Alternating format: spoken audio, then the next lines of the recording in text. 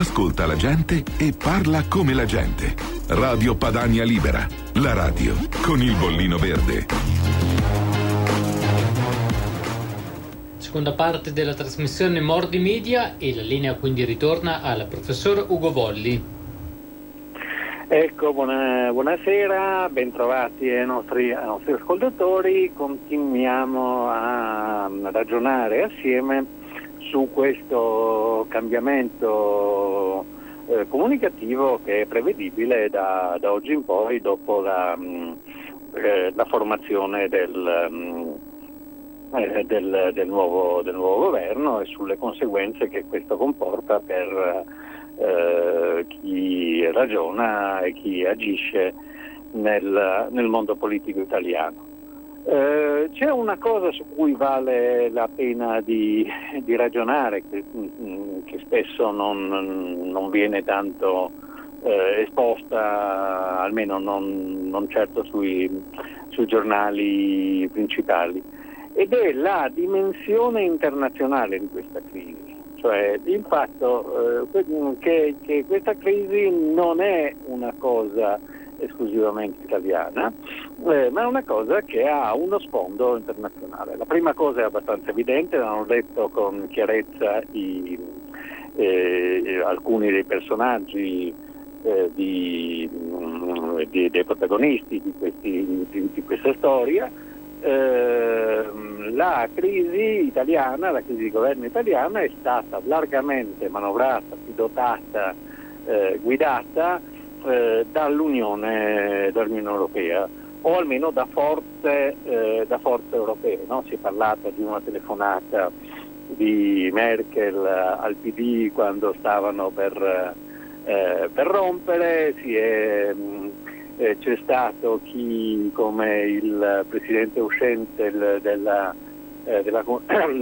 Commissione Juncker, si è vantato di avere trasformato Conte come aveva trasformato Tsipras. Vi ricordate il leader greco di estrema sinistra che all'inizio aveva cercato di condurre una politica autonoma e di uscire almeno finanziariamente dall'euro, eccetera, e poi era stato obbligato ad accettare le clausole francamente molto iugulatorie, molto da strozzini della Commissione Europea, e quindi in qualche modo si era vantato di avere domato e trasformato in un alleato quello che all'inizio gli sembrava come un possibile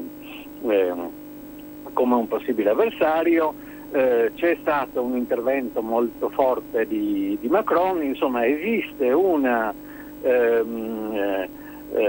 dimensione europea che ha l'aspetto dell'intervento negli affari interni dei paesi. Questa è una cosa che non è successa solo in Italia, ho appena parlato della Grecia, ma la stessa cosa è stata tentata nei confronti dell'Ungheria e della Polonia, eccetera. Cioè sostanzialmente la Unione Europea si comporta nei confronti dei paesi un po' come uno Stato si comporta nei confronti delle sue province o delle sue regioni, no? In maniera più informale, ma sostanzialmente la stessa, cioè con ricatti economici, pressioni politiche, propaganda ideologica, nel tentativo di ottenere una adesione al proprio comando, alla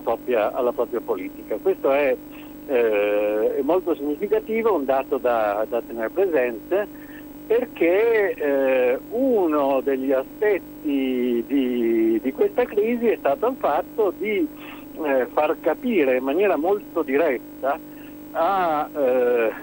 non solo ai governanti, che lo sanno già, ma anche ai cittadini, che la libertà di scelta è limitata e che non devono vincere, non bisogna lasciare spazio a quelli che non sono graditi dalla comunità europea. In qualche modo le pressioni degli stati potenti sugli stati meno potenti ci sono sempre state, ma qui la cosa è molto esplicita, no? Ci sono una serie di casi di tentativi di svicolarsi dalla politica generale, di uno ho già parlato, della Grecia, ad altri ho accennato, ci sono state delle sanzioni, dei provvedimenti eccetera, e sono la Polonia e l'Ungheria, dove però diciamo la capacità di tenere della maggioranza era molto più forte, perché questa era omogenea, mentre il governo italiano che è decaduto era molto meno omogeneo, no? Cioè aveva, come si è visto abbastanza chiaramente,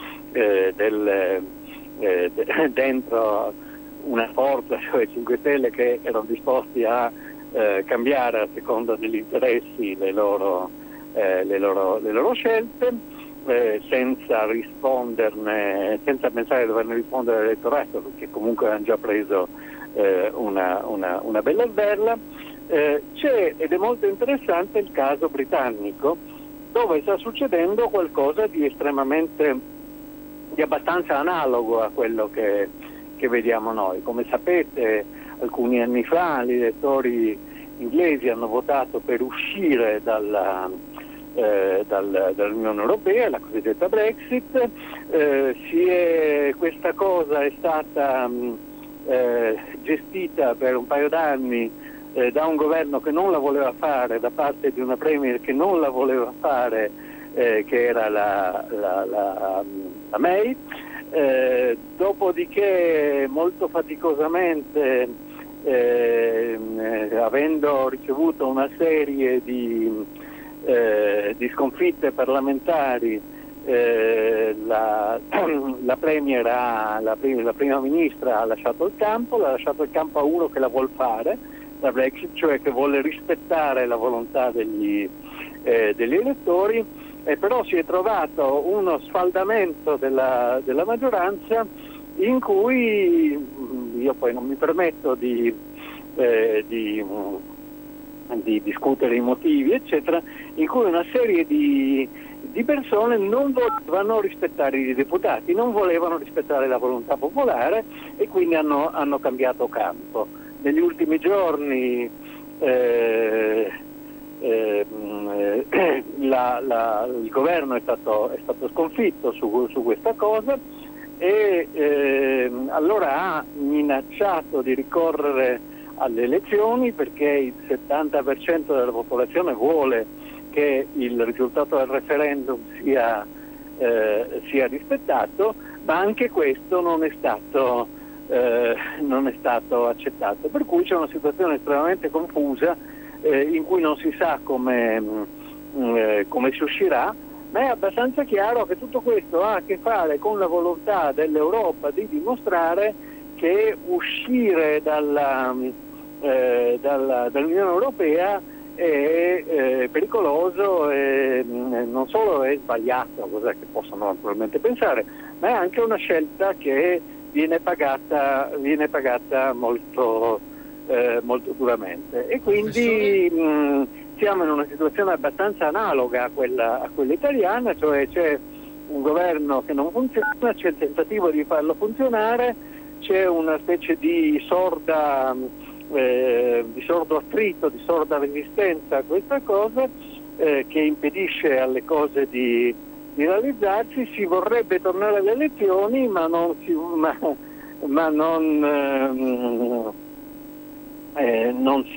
riesce a fare. Non ho capito, c'è una telefonata? Proprio così, abbiamo un amico ascoltatore in attesa, professore. Benissimo, facciamolo parlare. Buonasera. Buonasera, professor Ugo Volli, sono Cosmo Mitrano del coordinamento opinioni operative Coro. Lei è esordito oggi con 2 giudizi senza motivarli, e per entrambe io sono in totale disaccordo.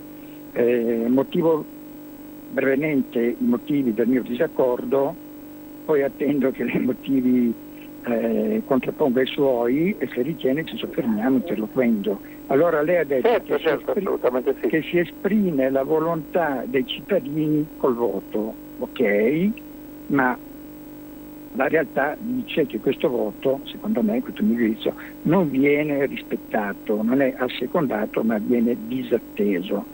Poi ha aggiunto: la democrazia consiste, cioè si riferisce, vista la contingenza, la situazione attuale, ciò che è accaduto negli ultimi giorni, lei esprime, diciamo, una critica per coloro che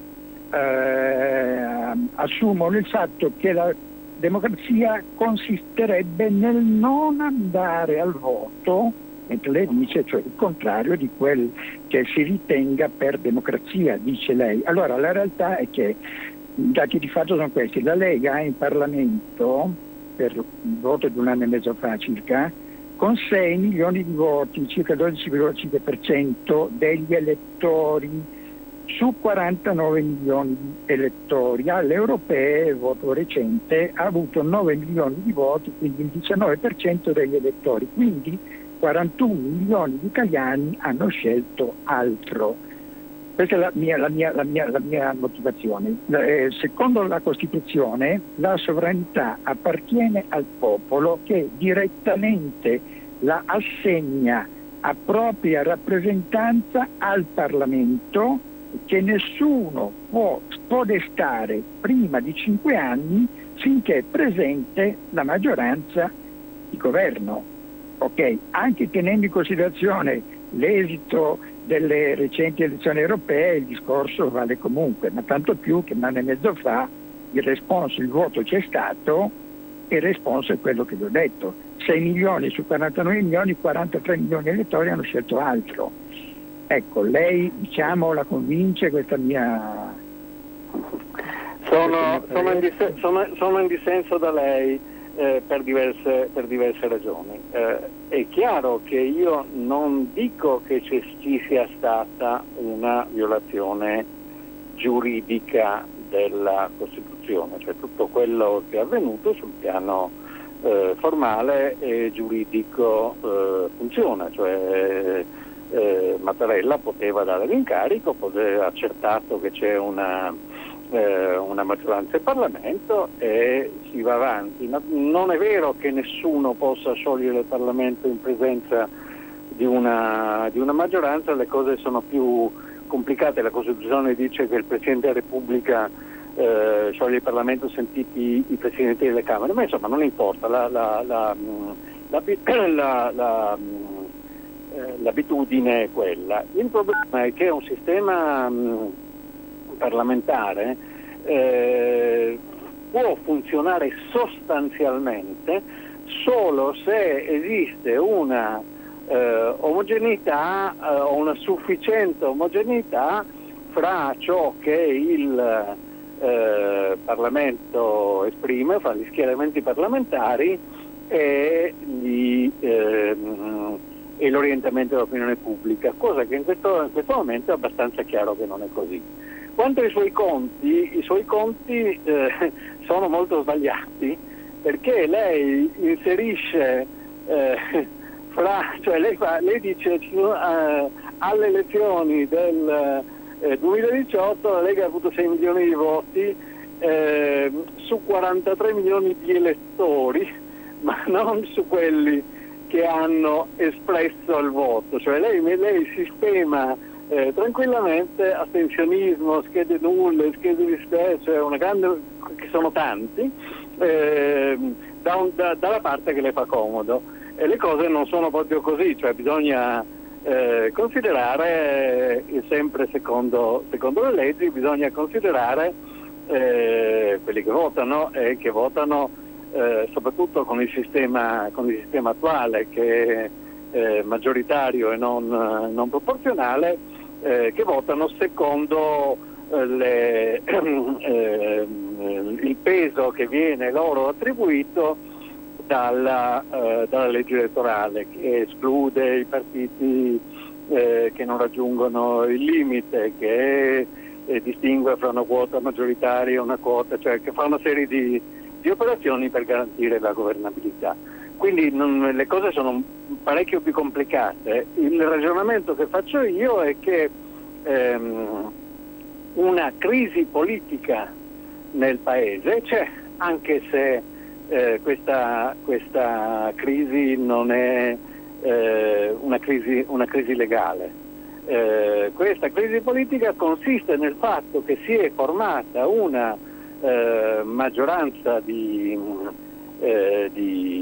governo che ha una lieve maggioranza nelle Camere, doppia maggioranza nelle Camere, ballano di 2 o 3 voti al Senato, cosa che prima o poi potrebbe diventare molto rilevante, e che questa maggioranza politica, che è pienamente titolata a governare secondo le leggi, esprime adesso li vedremo alla prova dei fatti, esprime dei ministri eccetera eccetera che sembrano abbastanza decisi a fare delle politiche che sono il contrario di quello che da vari indizi, comprese le elezioni, compresi i sondaggi eccetera eccetera, sembra essere, scusi, vi faccia finire gentilmente, pronto? Sembra essere la posizione della maggioranza degli elettori. Questo è il problema, la crisi è qui, e qui poi si aprirà una dialettica politica, che è una dialettica sia parlamentare sia nell'opinione pubblica, nei media eccetera eccetera. Questo è il problema che mi pongo io. Pronto? Non sento più Professore, nessuno. oltre alla chiamata abbiamo ancora in attesa l'ascoltatore precedente che voleva interloquire con lei. Non so se lo vogliamo risentire ancora oppure se passiamo direttamente al nuovo amico. Ma abbiamo 5 minuti, per cui facciamo parlare un altro ascoltatore gentilmente. Chiedo scusa a chi al primo ascoltatore, ma insomma facciamo parlare un po' tutti. Prego il secondo amico, buongiorno. Sì, pronto, buonasera. Buongiorno. Sì, buonasera. Stavo ascoltando con interesse appunto la sua discussione, ma mi sembra abbastanza assurdo quello che ha detto l'ascoltatore precedente, perché a parte che diciamo il governo lo si fa in funzione di quella che è la legge elettorale, e la legge elettorale non fa riferimento al numero dei votanti e non fa assolutamente riferimento a quanti sono questi votanti che effettivamente vanno a votare. Cioè, secondo il ragionamento del precedente, vuol dire che un partito che prende il 40% non è legittimato a governare perché gli altri tutti insieme fanno il 60%. Mi sembra una roba abbastanza strana questa, no? Cioè, al di là di questo, io ritorno invece sull'argomento, sul tentativo, come giustamente sottolineato, di fare sparire le elezioni, di dire ci pensiamo noi, voi state lì tranquilli, fate quello che vogliamo noi, che va bene, e questo praticamente è la trasposizione a livello nazionale di quelli che sono i diktat del Quarto Reich dell'Unione Europea. E questo, fra l'altro, adesso io non mi ricordo, ma proprio ieri o l'altro ieri, qualche esponente di quelli che considerano il voto una cosa da evitare si è addirittura avventurato in il paragone dicendo ma anche i tedeschi avevano votato Hitler e poi guardate cosa è successo, no? Cioè queste veramente mi sembrano delle paranoie da psicopatici molto pericolose per la democrazia. La saluto, sì, buonasera. Grazie, sentiamo l'ultimo spettatore, così abbiamo ancora una voce. Buonasera. Ascolti, io invece sono per la faccenda della legge elettorale. È possibile che ogni volta che bisogna andare a votare devono cambiarla? Cioè, le altre nazioni presentano leggi elettorali da non so da quanto tempo, cioè noi praticamente ogni volta si fa una legge elettorale che conviene a questo, a quello, cioè per quello che facciamo ridere il mondo, è che è una cosa assurda. È assurda, cioè praticamente ogni volta che vanno a votare vogliono fare una legge per impedire a questo che potrebbe arrivare qui di fare questo, quest'altro. Cioè, ma quando si perde, si va a casa e chi vince governa, punto e fine. Cioè, dov'è il problema? Perché bisogna continuare a cambiarla ogni volta e poi Diciamo che l'hanno già cambiata anche con solo un voto 2 giorni prima, e quando lo fanno i signori del PD va bene, quando lo fanno gli altri è un attacco alla democrazia. È che insomma sono anni che decenni che rompono le scatole, e le cazzate le hanno sempre fatte loro alla fine delle finite. Sarebbero di smettere, perché loro fanno sempre esatto il contrario di quel che dicono. Non per niente si chiamano Partito Democratico, perché non sanno neanche dove sta di casa la democrazia con la gente. Va bene, chiudiamo questa telefonata perché dobbiamo chiudere anche la trasmissione, se non sbaglio. La legge elettorale è un tema molto interessante di trasmissione politica, è chiaro che ci sono delle furbate, è una cosa su cui vale la pena di parlare, magari ci dedichiamo una trasmissione. Purtroppo io credo di avere praticamente finito il mio tempo e di dovervi salutare.